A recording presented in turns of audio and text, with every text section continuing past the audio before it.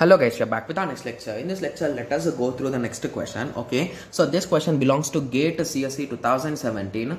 Okay, so the question is this guys. So they gave 10 root n log base 2n, I think so. So let me cross check these things guys, because printing mistakes are a lot with respect to these algorithmic values, right? So log base 2n, okay, and 100 by n. Okay, so now the question is the correct arrangement of the above functions in ascending order of asymptotic notations. Okay, so now we are trying to arrange them in ascending order guys. Okay, so now the first thing, observe the question carefully guys. Okay, so let me write them down here. So first we are having a 10, then you are having a root n, then we are having a n, then we are having a log base 2n, then we are having 100 by n. Okay, so among these all, which is the minimum value guys? So please concentrate. Okay, so it is with respect to ascending order, that's it, right? Yes. So at what value of n which will be minimum? So just assume. Okay, so for sure you can say that only few are in race. So it might be 10, or it might be 10 by 100, or it might be root n, right? So these are 3 or 4 you will be assuming. Okay, so let me directly take the calc and let us try guys. Just let me turn on the flash. Okay, yes, so I'll be using normal calc guys. If you are interested, you can directly use the web calculator for GATE. Okay, yes, so let us start.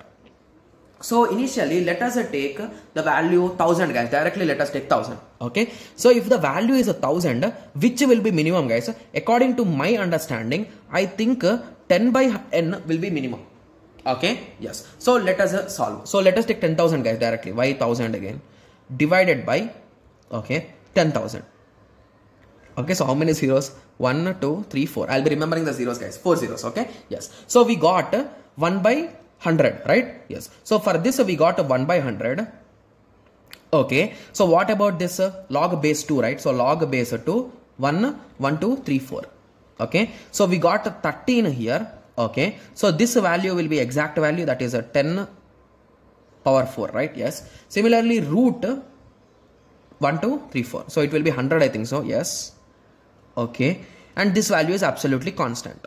Okay, yes. So here I took for 10,000, right guys? Yes. So for 10,000, this is the result.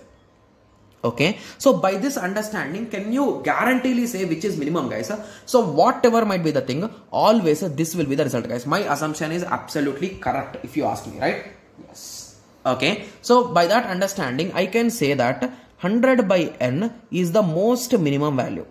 Okay, so after that, what will be the minimum value guys? So always 10 is constant, right? So this n value will increase, this will also increase, this will also increase, but this 10 will not increase. So hence 10 will be here guys.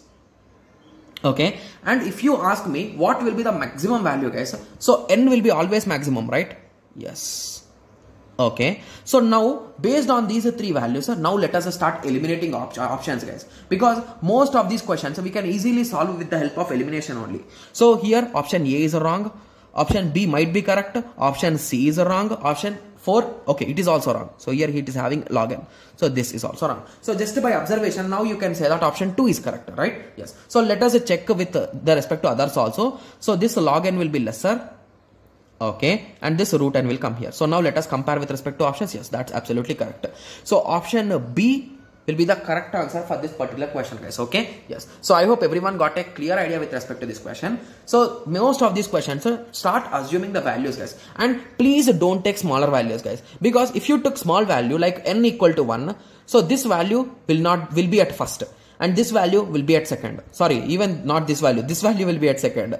Right, so in that way everything will be shuffling. So that's the reason why I always take maximum value like 10,000, 1 lakh, 1 crore, like that. Okay, yes, and take some easy values also. Don't take too complex values that your calculation is taking lots of time. Okay, yes. So I hope everyone got a clear idea with respect to this question. So in the next lecture, let us continue with the next question. Thank you. Thanks for watching. Like, share and subscribe for more awesome videos like this. Thank you.